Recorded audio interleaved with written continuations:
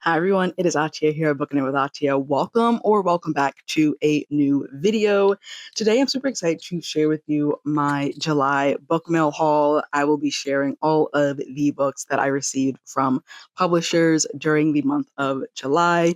It's a nice little stack. It's right behind me. It's a stack of 11 books crossing all different genres and age ranges. And we have some recently released titles as well as some upcoming releases that I'm super excited to share with you. Before we get started, I do want to encourage you to check out my bonfire as well as my Etsy shop to get yourself some merch or some bookmarks. And if you like to support the channel on a monthly basis, you might want to consider becoming a channel member or a Patreon member. Starting off with the first book, it's actually a sequel, and it is King of Lost Dreams by Kevin Holness. I won't be reading the synopsis because it's a sequel. However, I figured I might as well read the synopsis of the first book, and that way, or even, you know what? Should I even read the synopsis of the first book? I'll read the blurbs on the back. I feel like that's a better use of time, maybe. Let me see what the synopsis for the first book looks like. All right, so it says, for fans of Legendborn, Neil Gaiman, and Lee Bardugo, this urban young adult fantasy steeped in Afro-Caribbean folklore follows two Black teens searching for a powerful artifact hidden in the hidden magical side of London. Okay, and we have some praise for the first book. Readers will feel transported as the vivid scenes play out on each page. An electrifying debut. Holness uses Afro-Caribbean mythology to create a vital and mysterious magical underside of London. King of Dead Things is an outstanding, fast-paced adventure. Magics rooted in the Afro-Caribbean diaspora leap off the pages in a tangle of sensory and emotional touchstones. A perfect blend of dangerous adventure, high stakes, and exploration of friendship. An entrancing debut with heartfelt, laugh-out-loud characters and big questions of identity and belonging. An immersive, adventurous debut. I've yet to read the first book, but it is on my list. I was actually contemplating reading it during August, but we'll see if I'm able to get to it. But also really love the cover. Thank you to Simon Teen for a finished copy of King of Lost Dreams by Nevin Holness. Second book we have is one of my most anticipated releases, and that is The Inevitable Undoing of Zahara Douglas by Leslye Penelope. Leslye Penelope is steadily becoming one of my auto-buy authors, really enjoying everything that I read from her. It says, for 5 years, Zahara Douglas has been haunted by her sister's impossible disappearance. Now, in December 1999, with the world on the brink of chaos, Zahara sets out to find her sister no matter the cost in this twisty and compelling modern fantasy from Leslye Penelope. In April 1994, Zahara watched her twin sister Annika get hustled into a stranger's car and disappear, only to return to a world where no one remembers Annika ever existed. Not her mother, not the police, no one. Now, as the world braces for the looming Y2K crisis, Zahara finds evidence that proves her sister was real. Determined to uncover the truth, she hires a private investigator and begins digging into her family's shadowed past. When the investigation leads to two charismatic men who once served with her father in Vietnam, Zahara realizes she and her sister may be pawns in a dangerous power struggle with unthinkable consequences. To find her sister, Zahara must face the truth about her family, her memories, and the power lurking within her. But the sisters' reunion comes at a price, one that could unravel reality and bring about the end of the world. What? And I'm pretty sure this is releasing during August 11th to be precise. And thank you to Hachette Books for this art. Then I have two books from Penguin Teen. The first one being Death Card by Jasmine Smith. This cover is absolutely stunning. It says, what do you do when death is in the cards? During a customer's tarot reading in her family's New Orleans occult shop, 18-year-old Michaela Broussard envisions the beautiful stranger stabbing her in the heart during the next full moon. If that isn't terrifying enough, witches in Michaela's coven are turning up dead, their magic stolen, right as Michaela is to ascend as witch queen. Can Michaela save those she loves and herself in time, all while trying not to fall in love with the girl who may kill her? What? And this one comes out, well, it just says August 2026. I'm not sure the specific date. And then the second book from Penguin Teen is The Hardest Ones to Fool by Christina Lee. Also, it's nice. The standard edition, at least for the first printing, is red sprayed edges, which is cool. Amelia Wu is great at relationships. So great, in fact, that she's in 3 of them. Why choose between the suave debate team captain, the charming indie filmmaker, and the tennis star when she can be with all of them? The catch? None of them know about each other. It works perfectly. They're in love with her, or the versions of her that they get. Amy, Ellie, Mia, and she's in love with the lavish dinners, fancy yacht trips, and expensive gifts. Times 3. But schemes always get complicated, don't they? When Amelia's best friend ends up dead, her alleged murder shocks their placid beachside city. And soon, Amelia's carefully planned relationships begin to dangerously unravel as she starts suspecting that one of the guys could be involved. In a fit of desperation, Amelia teams up with her academic nemesis, Jackie, the editor-in-chief of the school newspaper and a self-proclaimed true crime junkie, to get to the bottom of this. After all, Amelia needs to keep her boyfriends close and her enemies closer if she wants to keep her scam and herself afloat. And the tagline on the top says 3 scams, 2 best friends, 1 murder.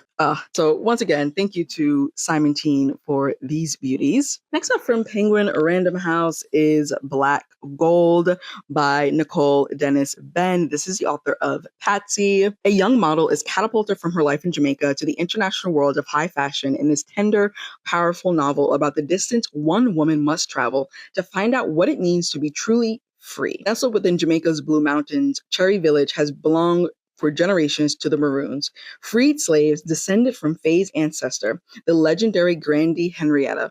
But Faye's restless nature and independence have always marked her as different, and she dreams of a life beyond the rural coffee farming community that follows the old ways. When Faye's mother falls ill and is forced to sell their ancestral land, Faye worries she'll be trapped forever. A chance meeting with a model scout offers Faye the opportunity to save her family and pursue the freedom she craves. Her career will take her on a whirlwind journey of luxury and excess, love and adventure, as well as greed and deception. But her success will challenge everything she thought she knew about herself, forcing her to confront a legacy of pain, resilience, and survival that began generations before.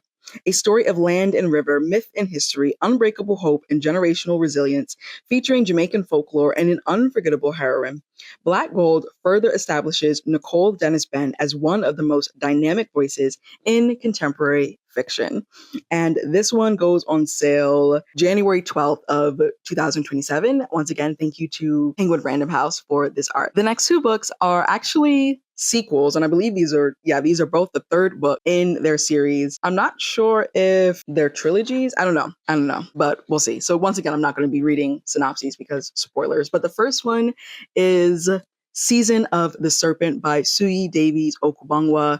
This is the 3rd book in the Nameless Republic. I'm not sure when this goes on sale because this is a finished copy. I've paused in the 1st book and I keep meaning to go back to the 1st book, which was Son of the Storm. I do have plans on picking that back up and starting from the beginning and then reading through, if this is a trilogy, then all 3 books, or if not, catching up. But I remember there was some magic and thrilling conclusion. Okay, so it's a trilogy, so I have no reason not to read it because I now own all 3 books. I'm trying to see. Okay, Praise for the Nameless Republic. Broad and imaginative in scope, even as it's firmly grounded in a West African setting. A thrilling, fantastical adventure that introduces a beguiling new world. An original and fascinating epic fantasy full of bold characters, bloody action, and brutal politics. A fantasy teeming with brilliant possibilities, demanding to be explored. Let me see. I'm going to pull up the synopsis of the 1st book and read the little blurb that's at the top. From city streets where secrets are bartered for gold to forests teeming with fabled beasts, a sweeping epic of forgotten magic and violent conquest unfolds in this richly drawn fantasy inspired by the pre-colonial empires of West Africa. In this world, there's no destiny but the one you make. In the ancient city of Bassa, Danzo is a clever scholar on the cusp of achieving greatness, except he doesn't want it.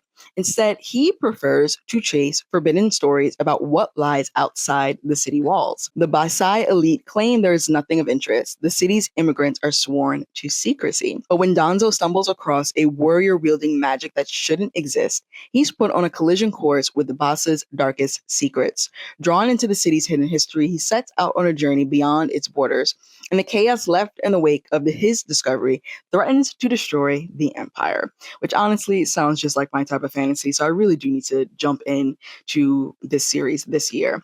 And then the other third book, and I've actually read the first book in this series, and that is The Dawn Throne by Tara Sim. This is book 3 in the Dark Gods series. It doesn't say whether or not this is the end of the series.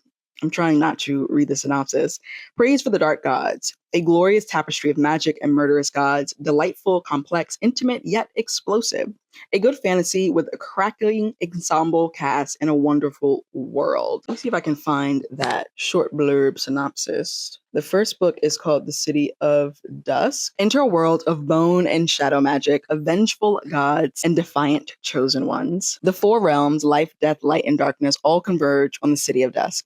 But the gods have withdrawn their favor from the once thriving and vibrant metropolis. And without it, all the realms are dying. Unwilling to stand by and watch the destruction, the 4 heirs of divine power, Angelica, an elementalist with her eyes set on the throne, Risha, a necromancer fighting to keep the peace, Nicholas, a soldier who struggles to see the light, and Taisha, a shadow-wielding rogue with a reckless heart, will become reluctant allies in the quest to save their city. But their rebellion will cost them dearly. That's a great synopsis from what I remember of the first book, because it definitely ends on one hell of a cliffhanger. And thank you to Orbit for these finished copies. Next up, we have a nonfiction, and that is The Art of Gathering, How We Meet and Why It Matters by Priya Parker. A bold approach to how we gather that would transform the ways we spend our time together at work, at home, in our communities, and beyond.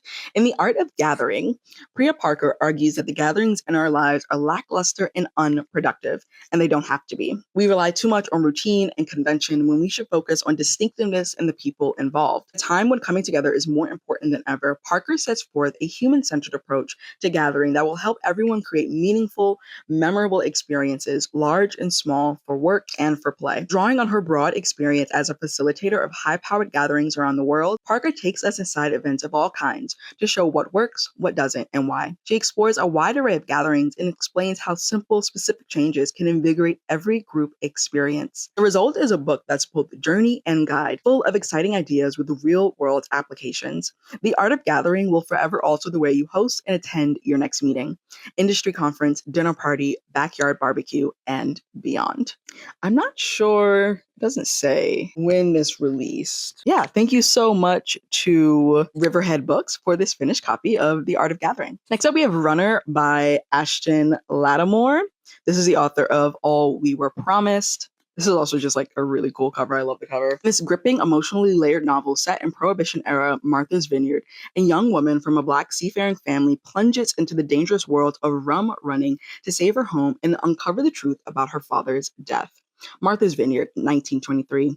The sea was a gift that kept on giving to Lena Jameson's father, Earl, a fisherman turned successful rum runner who built up a small fortune smuggling liquor from offshore ships to thirsty customers back on the island. But when Earl and his entire crew are lost in a mysterious shipwreck that some whisper was no accident, his loved ones are left reeling and penniless.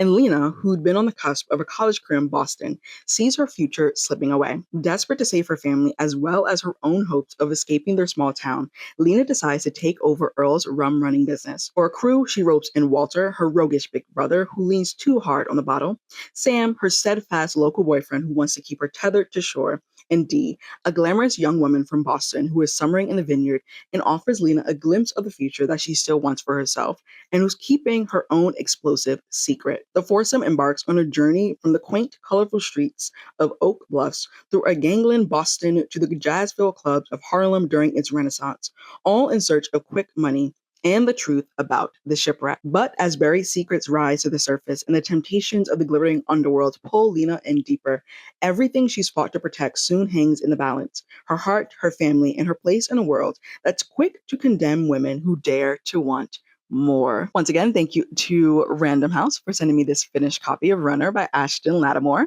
The second to last book we have is actually an anthology, and I talk about this, well, briefly in my ARC August recommendations for the Obsidian Order, but that is Forged in Fiyah, celebrating 10 years of Black speculative fiction, edited by DeVaun Saunders, featuring the masterful prose of some of today's most accomplished writers. Forged in Fiyah is a celebration of Black speculative fiction unlike anything seen before. Forged in Fiyah showcases the extraordinary talent and innovation of contemporary Black science fiction and fantasy. Coinciding with the 10th anniversary of Fiyah magazine of Black speculative fiction, this collection of 18 stories features tales from mainstays of genre fiction alongside the dynamic, groundbreaking work of several of Fiyah's most promising newcomers. From pop-up funeral homes between worlds to magical healing silks, from second chance afterlives to creepy, sinister dolls, and from kind-hearted killing machines to a vampire with a conscience, these stories of science fiction, fantasy, and horror are unlike anything you have read before.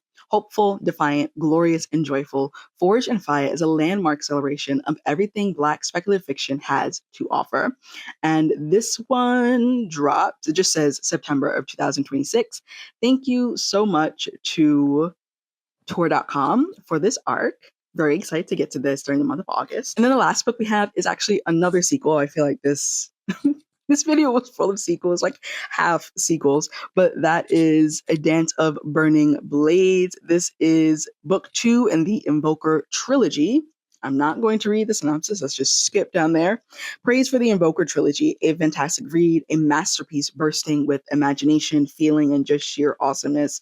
Meticulously constructed, a grand escape from reality, and absolutely rad. You will gasp, you will cry, and most of all, you will not stop turning the pages. An epic tale of conflict, betrayal, and intrigue, Ayinde weaves a rich and engrossing story through a unique and fascinating world. Ayinde is a master storyteller. Let me pull up the synopsis of book 1. All right, so the synopsis for the first book, which is A Song of Legends Lost, says, a song of rebellion, a song of war, a song of legends lost. In the 9 lands, only those of noble blood can summon the spirits of their ancestors to fight in battle. But when Temi, a commoner from the slums, accidentally invokes a powerful spirit, she finds it could hold the key to ending a centuries-long war. But not everything that can be invoked is an ancestor. And some of the spirits that can be drawn from the ancestral realm are more dangerous than anyone can imagine. The relentlessly gripping tale of revenge and rebellion, A Song of Legends Lost, is an unmissable debut from a major new voice in epic fantasy. That's another one that I need to get to because I do indeed own book 1. And it's cool that book 2 has these nice sprayed edges. Thank you so much to Saga Press for this finished copy of A Dance of Burning Blades. Those are the 11 books that I received during the month of July. Super excited for all of them, especially the ones that are sequels to series that I either started or need to start. Let me know down below, were any of these on your list? Have you heard of any of these before? Have you read any of the series that was mentioned? And what release in either August or September or the later part of the year are you most looking forward to? Remember to hit the bell so you're notified whenever I post a new video and go live for reading sprints. Make sure to check out my Bonfire and my Etsy shop. You might want to consider becoming a channel member or a Patreon member. And I will see you in another video. Bye! Showing. I ain't living for the moment. I see what's mine and I want it. Hungry like a Pac-Man. I'm Bruce Wayne and Batman. I'm Naruto with a Hanzo. Got a sharp mind like I'm Einstein. Plus I'm copywriting, so it's all mine. Check it for me.